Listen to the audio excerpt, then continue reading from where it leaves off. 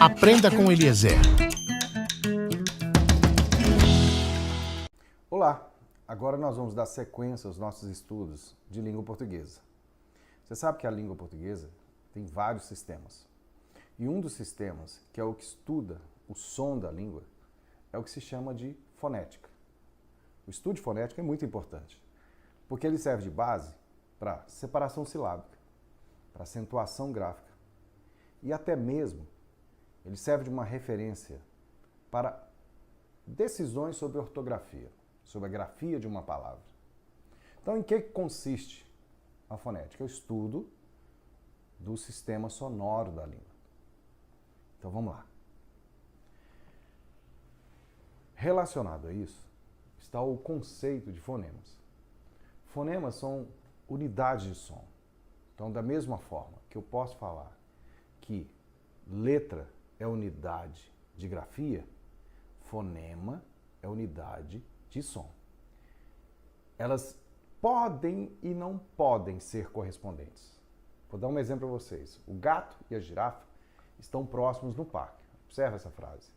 As duas palavras destacadas começam com a mesma letra, com a letra G. Só que a mesma letra G, a grafia, corresponde a sons diferentes. Em gato, a letra G tem um fonema G. G. Daí, na palavra girafa, a mesma letra G, tem um fonema G, que a gente representa com J, entre barras, viu, gente? Tudo que for fonema é entre barras. Se não está entre barras, a gente considera como letra. Por isso, por exemplo, a palavra casa, está vendo aí do lado. Casa tem 4 letras, a letra C, A, S e A. Mas os fonemas, que são 4 também, a gente vai corresponder ao fonema Q, A, Z e A. Então, a letra S aqui tem um som de Z. Não tem exatamente um som de S, né? Nós vamos ver agora a descrição de todos os sons. E aí você vai prestar bastante atenção, especialmente naquelas letras que têm correspondência em mais de um som, ou às vezes algumas letras que, dependendo da outra letra que estiver perto dela, pode provocar uma mudança na representação sonora. Vejamos lá.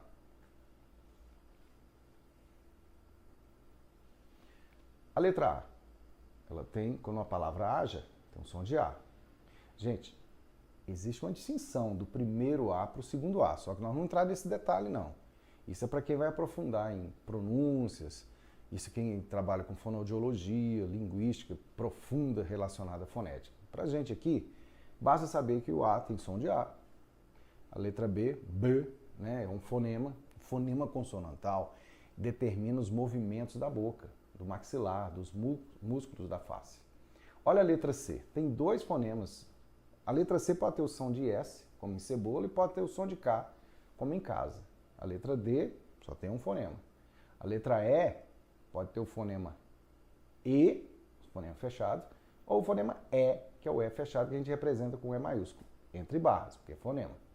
Mas de vez em quando, a letra E no final da palavra pode se tornar uma semivogal, ou seja, ela tem um som de I fraco junto à outra vogal, né? Como no caso de mãe, né? A letra F tem um som de F, só isso. A letra G, conforme a gente já disse, tem um som de G ou som de G, gato e girafa. A letra H na língua portuguesa não tem fonema correspondente, ela é um fonema zero. Quando a letra H tem algum som de fato, é porque é estrangeirismo, né? Influência de outra língua. Como na palavra handball, né? A letra H tem um som de R. A letra I, som de I mesmo, pode ter um som de I como vogal, ou um I fraco como semivogal, né? O caso de AI, ela é vogal. Ai, ela se torna semivogal e se junta a uma vogal formando ditongo. Sobre ditongo a gente vai ver daqui a pouquinho. Letra J tem um som de G, de Ló. Letra K sempre com som de K. O L indica uma flexão da língua, vai lá no palato, né? Perto do dente, né? Logo antes do dente, né? Posteriormente, aí, por exemplo, livro, som de L é aquilo ali. Só que de vez em quando você vai ver na grafia que a letra L se junta ao H, aí vai formar um outro som parecido com o som de L, mas é um fonema único e vai ser chamado de dígrafo. A letra M pode ter um som de M, né, quando fecha os lábios, ou pode ser que a letra M esteja numa palavra só para nasalizar uma vogal. É o que acontece, por exemplo, na palavra tempo. Às vezes até forma no final de uma palavra um ditongo, como em bem, que aí você tem um som de I fraco, cantam um som de U fraco no final, formou ali um ditongo, olha só, um ditongo, mesmo com a letra M. Atento para você perceber como é que letra é um sistema e fonema é outro. A letra N também, que é um fonema que a língua toca no palato, na língua dental, aliás, e nasalização. Nada, aí tocou, língua dental. Banda, já tem a nasalização da vogal A. A letra O pode ter um som fechado O, ou um som aberto O. Ela também pode formar uma semivogal no final, como acontece na palavra mão, né? P, sempre o mesmo fonema. O Q, quando se une ao U, ele forma um fonema K. A letra R tem fonema diferente, que indica até variação regional. Por exemplo, o povo do sul de Minas fala carta, né? E aqui em outras regiões a gente fala carta, o outro fala carta, né? Então são sons do mesma letra R. Essas distinções indicam variedade regional, mas não quer dizer que uma está certa e outra está errada, né? S pode ter o som de S, mas pode ter um som de Z. É o caso de sapo com som de S, casa com som de Z. A letra T sempre com som de T. A letra U pode ser vogal, né, como em baú, mas ela pode formar uma semivogal, como é o caso de mal. Com V, né, de verde. W, tradicionalmente na língua portuguesa com som de V, mas por influência de estrangeirismo, pode até formar um som de U, ou às vezes até ser formador de uma semivogal, como em news, né? Fake news. A letra X tem vários sons, pode ter o som de X, som de KS, som de S, som de Z, né? Conforme respectivamente em xícara, tóxico, próximo, com som de S, exame com som de Z. A letra Y com som de I, pode até formar uma semivogal, como em Disney, e a letra C com som de Z. Bom, é sempre bom dar uma olhadinha, uma revisadinha nessa página dessa descrição, para você ter ideia da distinção entre letra e fonema, né? Aí você vai ter condições de perceber, por exemplo, habilmente, como se separa uma sílaba.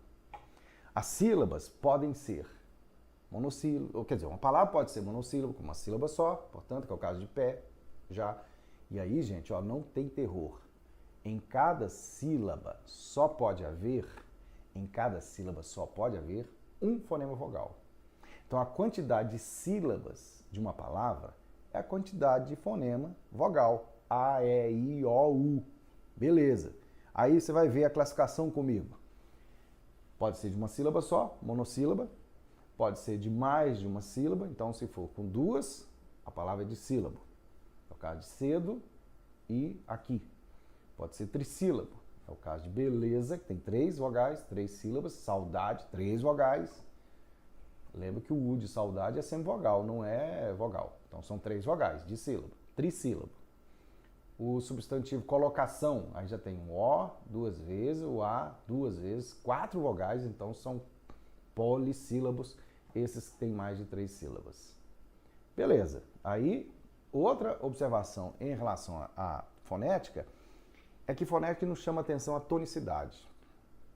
E tonicidade é algo importante para você perceber não só como separar as sílabas direitinho, mas também para aplicar na palavra as regras de acentuação gráfica.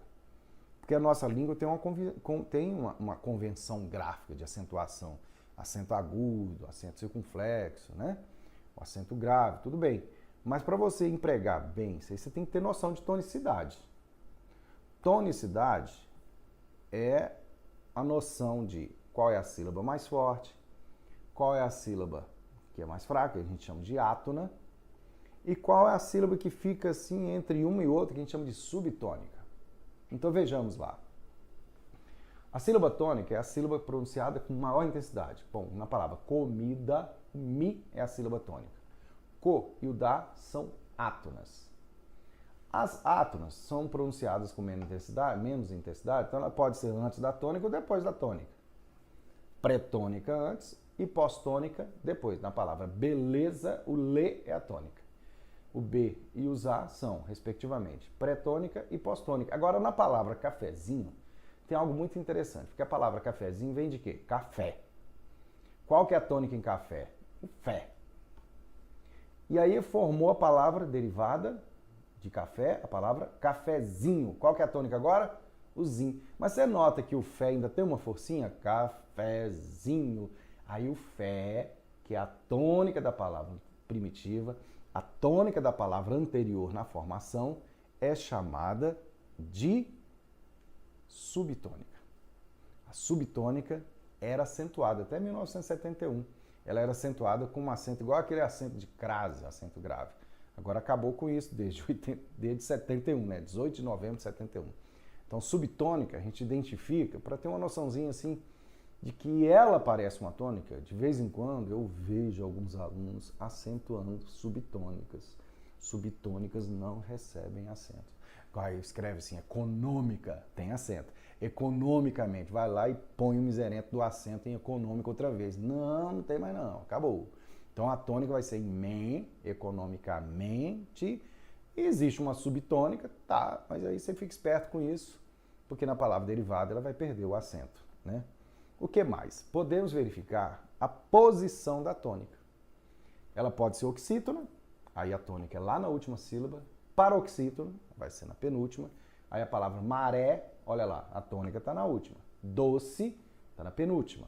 Aí é paroxítona. Árvore, está na antepenúltima. Pró-paroxítona. Beleza. Não existe tônica antes de pró-paroxítona. Não há, tá bom? Ah, mas em alguma canção, às vezes, eu escuto uma tônica assim antes da pró-paroxítona. Isso é normal. Por causa da melodia, às vezes, até mesmo uma poesia, a tonicidade de uma palavra pode mudar. A gente chama isso de pronúncia esdrúxula.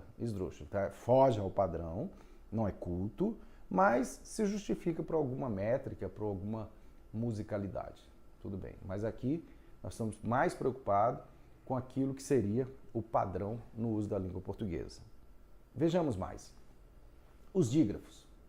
Os dígrafos são perigosos. Por quê? Eles podem ter interferência, se você não prestar atenção, você faz separação silábica errada. Então, os dígrafos são dígrafo. Di quer dizer dois e grafo quer dizer letra. Então, são duas letras com um som só. Ali, olha a listinha, ó. RR, tem som de R. SS, é o caso da palavra passo, mas só tem um som de S. Você não vai falar passo. Qual é a primeira sílaba? Paz. Segunda sílaba, sou. Nada disso. Nada disso. Na palavra passo, a primeira sílaba é pá. Eu estou falando do som, viu, gente? Estou falando de letra. Pá, esse é o primeiro som. E o segundo som? So. Ah, então só tem um sonzinho de S? Só. Por isso que é chamado de dígrafo. RR de terra, SS de passo, SC de descer, SC cedilha de desça, XS de exsudar. Exsudar quer dizer transpirar, suar. Estas aqui, ó, são separadas, viu? São separadas nas sílabas. Você vai separar a palavra terra, T-E-R, e a segunda sílaba, R-A. Beleza? Agora as outras, ó, que eu não citei ainda, o CH, LH, o NH, o GU, QU, também só tem um som. Mas essas aqui ficam na mesma sílaba. Ficam sempre na mesma sílabas. E por último, quando há duas letras, um A seguido de N, um A seguido de M de Maria, ou a letra E, sabe as vogais A, E, I, O, U? Elas podem vir seguidas da letra M de Maria ou da letra N de nada. E com isso haver uma nasalização. Aquela nasalização ali também é um dígrafo. Tá vendo a palavrinha canto ali, a última? Canto. A primeira sílaba é can. Esse N aí está aí só para nasalizar. A letra A e a letra N tem um som só, o só de an, o A nasal. Por causa disso a gente diz que é um dígrafo nasalizado, um dígrafo vocálico. Muito bem. Os encontros consonantais. Preste atenção nos encontros consonantais. Não são dígrafos. Os encontros consonantais, assim, de forma muito simples, ocorre quando há sons de consoantes seguidos. Você lembra que a letra X pode ter um som de KS? A letra X, quando tem um som de KS, como por exemplo na palavra tóxico, ali tem um encontro consonantal, o som de K e o som de S. Aqui ficou mais fácil, quer ver? A palavra aplauso, o P e o L. Isso é um encontro consonantal. Isso fica na mesma sílaba, inclusive. Mas se você pensa na palavra ritmo, que é a segunda ali, o T e o M são encontros consonantais, mas elas não ficam na mesma sílaba. Os encontros consonantais, então, podem ser perfeitos, podem ser imperfeitos, ou completos e incompletos. Quando há o encontro das letras, ficam as mesmas sílabas, é um encontro completo. Quando eles ficam, ou perfeito, ou quando há sons de consoantes, mas ficam em sílabas, quer dizer, há um encontro sonoro, mas elas ficam separadas na separação silábica, aí dizemos que não é perfeito, que não é completo. Há também os encontros vocálicos. Aquela combinação, gente, que há entre vogais e semivogais. Lembrando que toda semivogal só existe do lado de uma vogal. Para haver semivogal, vai ser o som de I ou um som de U fraco. E aí vai formar ditongo, se houver vogal e semivogal, ou semivogal e vogal. Vai formar um tritongo, se houver semivogal junto a uma vogal e seguida de uma semivogal. E, conforme eu disse, quantas vogais numa sílaba? Somente uma. Então, se tiver uma vogal do lado da outra, elas não vão ficar juntas. Elas vão ficar separadas. Aí é o que a gente vai chamar de hiato. Então, vamos ver os ditongos. Olha bem, os ditongos pode ser crescente. Como em colégio, tranquilo. Você nota que o som de I é fraco, acompanhando o O. Então, crescente. Decrescente vai ser o inverso. Ó. Levou. O som de O é forte, o U é som fraco. Então, vai da vogal para semivogal. Os ditongos podem ser orais ou nasais. Lírio. Ó, olha aqui. Você prendeu o nariz, o ditongo pode ser pronunciado perfeitamente. Ó. Lírio. Lírio. Não teve problema. Agora eu vou pronunciar não. Aí, nasalizou. Então, quando o ditongo é nasal, é esse para o qual a gente precisa da liberação do ar também pelo nariz. Que é o caso de órgão e quando, são ditongos nasais. Não é o caso de lírio e lei, porque são chamados de ditongos orais. Agora vejamos tritongos. Conforme eu disse, o tritongo é semivogal, vogal e semivogal. Então você tem uma semivogal começando e terminando, e a outra terminando tritongo. Então, por exemplo, você vai fazer assim, uai. Semivogal, uá, vogal, ui, aí outra semivogal. Uruguai. Pode ser até nasal também, saguão, tá nasalizado, beleza. Então isso aí é um tritongo, tá? As semivogais, conforme eu disse, sempre do lado de alguma vogal. Vai ser um som de I ou um som de U fraco. Mas quando houver um som forte, do lado de um som forte de vogal, elas não poderão ficar na mesma sílaba e vai receber o nome de hiato. Isso aqui é hiato. Hiato é uma separação, distanciamento, e tem que ocorrer na separação silábica. Saída. O A é vogal, o I é vogal, então não podem ficar na mesma sílaba. Sa, I, da.